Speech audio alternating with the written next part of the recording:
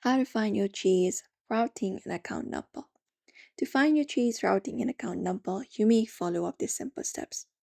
First of all, what you may do is you may open up chase.com or the application of Chase, and then you may just look out for sign in option, and then you may just go ahead and sign it into your particular Chase account using up your credentials.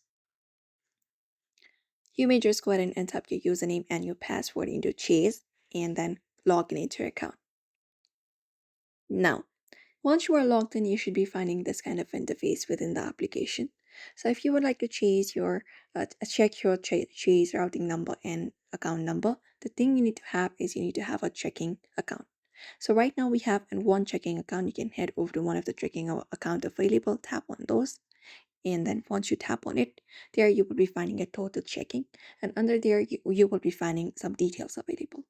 So you may look out for this account details section where you'll be finding show details drop down option. You can just go ahead and tap on that option right there. And when you go ahead and tap on it, there you can easily find a section with an account number and routing number.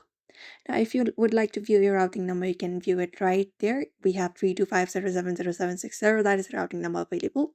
Similarly, right above it, we have the account number also available, and that is it.